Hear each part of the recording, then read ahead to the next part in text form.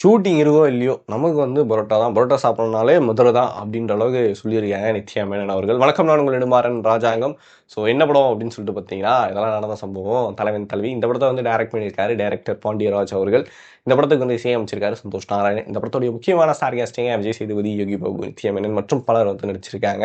தலைவன் தலைவி படத்துடைய ஒன்லைன் என்ன அப்படின்னு சொல்லிட்டு பார்த்தீங்கன்னா, ஆகாஷ் வீரன், பேரரசி இவங்க 2 பேருக்குள்ள நடக்கக்கூடிய காதல், மோதல் அண்டு சுற்றி அவங்க ஃபேமிலியில் வரக்கூடிய பிரச்சனைகள் இதெல்லாம் தான் படமாக வந்து வந்திருக்கு.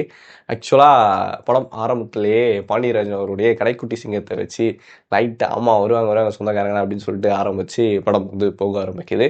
அதிலிருந்து அதாவது ஒரு மிகப்பெரிய ஒரு ஃபேமிலி எப்பயுமே காமிக்கிற மாதிரி தன்னுடைய ஸ்ட்ரென்த்தில் வந்து ஒரு கேம் வந்து விளையாடிருக்காரு. அது நல்லா இருந்துச்சு. நிறைய ஒரு ஃபேமிலி பட்டாலும் அது போலீஸ் ஆஃபீஸர்லேருந்து எல்லாருக்குமே ஒரு பேர் கொடுத்து அதை அப்படியே பாசிங்கில் நம்மக்கிட்ட சொன்ன ஒரு விஷயம்.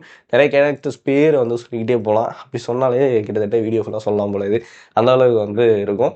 ஸோ அவ்வளோ பேரையும் வந்து நம்மளை அப்படியே லைட்டாக அப்படி இன்ட்ராக்ட் பண்ணிட்டு அப்படி போயிட்டே இருந்தது ரொம்ப நல்லா இருந்துச்சு. அண்டு முக்கியமாக விஜய் சேதுபதியோட பெர்ஃபார்மன்ஸ், நித்யா மேனனோடைய பெர்ஃபார்மன்ஸ் இது ரெண்டுமே வந்து தாறுமாறு அப்படின்னு தான் சொல்லி ஆகணும். படத்தில் ஒரு சில இடங்களில் வந்து அங்கங்கே வந்து லேக் வந்துக்கிட்டே இருக்குது. என்னப்பா அப்படின்ற இடத்துலலாம் வந்து காமெடியை வந்து நல்லா ஒர்க் பண்ணியிருக்காங்க. குறிப்பாக யோகி பாபு அவருடைய காமெடி நிறைய இடங்களில் வந்து கை கொடுத்துருக்கு. யோகி பாபுடைய காமெடியை தவிர்த்துட்டு விஜய் சேதுபதி அண்ட் நித்யா மேனன் இவங்க 2 பேருடைய பெர்ஃபார்மன்ஸுமே பயங்கரமாக வந்து இருக்குது. அது காதலாகட்டும் இல்லை மோதலாகட்டும் இதில் 2 பேருக்கும் அந்த சார் மேடம்னு சொல்லிட்டு சண்டை போடுறதாகட்டும் இதெல்லாமும் ரசிக்கக்கூடிய அளவுக்கு செமையாக தான் இருந்துச்சுன்னு சொல்லலாம்.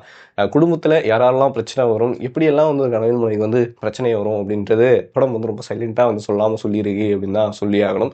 பல விஷயங்களை அதாவது இன்றைக்கி இருக்கக்கூடிய காலகட்டத்தில் வந்து ஹஸ்பண்ட் ஒய்ஃப் பிரச்சனை வருது அப்படின்னா அவங்களுக்குள்ளே நடக்கிற பிரச்சனையை விட அவங்க வீட்டில் இருந்து அதாவது 2 சைட்லையுமே வந்து மொத்தவங்க பற்ற வச்சு தீயால் வந்து வர முகசல் தான் பெருசாக இருக்கும். அந்த மாதிரியான விஷயங்களையும் வந்து படத்தை வந்து பயங்கரம் வந்து அட்ராசிட்டிஸ் பண்ணி பயங்கர காமெடியாக வந்து நம்மகிட்ட வந்து சொல்லியிருக்காங்க. அதுக்கெல்லாம் வந்து தேட்டரில் வந்து செம்ம கிளாப்ஸு பயங்கரமாக என்ஜாய் பண்ணி பார்த்துட்டு இருந்தாங்கன்னு சொல்லி ஆகணும். அதே இடத்துல வந்து ஒரு சில கொஞ்சம் பிரச்சனைக்கு என்னவோ அதை சால்வ் பண்ணுறதெல்லாம் விட்டுட்டு கோயில் குளம் அப்படின்லாம் தெரிஞ்சால் எல்லா பிரச்சனையும் இதுவாகிடுமா, இங்கே அந்த மனுஷனுடைய ஈகோ வந்து எப்படி நிற்கிது, இங்கே வந்து மான மரியாதை அப்படின்னு சொல்லிட்டு நம்ம பண்ணுற ஒரு சில விஷயங்களால் நமக்குள்ளேயே எவ்வளோ வந்து பிரிவினை வருது அப்படின்றத வந்து ரொம்ப அழகாக வந்து சொல்லியிருக்காரு. ஆக்சுவலாக இதெல்லாம் அந்த சீன்ஸ்லாம் வச்சுட்டு அவரே வந்து அவரை கேள்வி கேட்டு அதுக்கான ஒரு பதிலையும் வந்து இங்கே சொல்லியிருக்காரு. அப்புறம் எதுக்கு இந்த கோவம் அப்படின்னு சொல்லிட்டு நமக்குள்ளேயே ஒரு ஃபீல் வந்துட்டு தான் இருக்குது. ஒட்டுமொத்தமாக வந்து நிறைய இடங்களில் வந்து பயங்கரமான ஒரு அட்ராசிட்டிஸ் வந்து பண்ணி வச்சுருக்காங்க. அதெல்லாம் ரசிக்கிற மாதிரி இருக்குது. ஆக்சுவலாக பல விஷயத்தை வந்து பேசினா ரிவீல் ஆகிடும் அப்படின்றதுக்காகவே நான் வந்து இது பண்ணாமல் இருக்கேன். அதே இந்த படத்தில் வந்து நம்மளுடைய அந்த பொட்டலம் மிட்டாயெல்லாம் கொடுத்து நமக்கு பேக் பண்ணி பயங்கரமாக அது பரோட்டா கொடுக்கும்போதாக இருக்கட்டும், இல்லை கத்தியை வச்சுட்டு ஆகாசம் வீரன் நிற்கிறதா இருக்கட்டும், பேரரசிக்காக போட்ட பிஜிஎம்மாக இருக்கட்டும், இப்படியே ஒட்டுமொத்தமாக எல்லாருக்குமான ஒரு பிஜிஎம் வந்து போட்டு பயங்கரமாக வந்து வேலையை பார்த்து விட்டுருக்காரு நம்ம சந்தோஷ் நாராயணன் அவர்கள். அதுவுமே மியூசிக்குமே செம்மையாக வந்து ஒர்க் அவுட் ஆயிருந்துச்சு. அது ரொம்ப இமோஷனலாக இருக்கிற ஒரு இடமா இருக்கட்டும், இல்லை ரொம்ப ஹாப்பியாக அப்படின்னு நம்மளை வந்து வைப் பண்ண ஒரு விஷயமா இருக்கட்டும், இப்படி எல்லா இடமுமே வந்து அவருடைய மியூசிக் தீயாக தான் இருந்துச்சு. அண்ட் தென் விஷுவலாக வந்து எப்பயுமே அந்த கலர்ஃபுல்லாக அந்த ஃபேமிலியை வந்து காமிக்கிற விதத்தில் பாண்டியராஜ் அவர்கள் அடிச்சிக்க முடியாது. அந்த அளவுக்கு எதுவுமே இருந்துச்சு.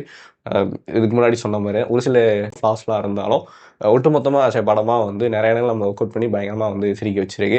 படம் முடிஞ்சு அதாவது டைட்டில் கார்டெலாம் போட்டு ஒரு பக்கம் போயிட்டு இருக்கும்போதும் கடைசியாக வரக்கூடிய ஒரு 5 நிமிஷத்தில் பயங்கரமாக வந்து தேட்டரில் வந்து ஒரு சிரிப்பு பறந்துக்கிட்டே இருக்குது. அந்த படம் வந்து நல்லாவே இருந்துச்சு. உங்களுக்கு தலைவன் தலைவி படம் எப்படி இருக்குது அப்படின்றத கீழே வந்து கமெண்ட் பண்ணுங்கள்.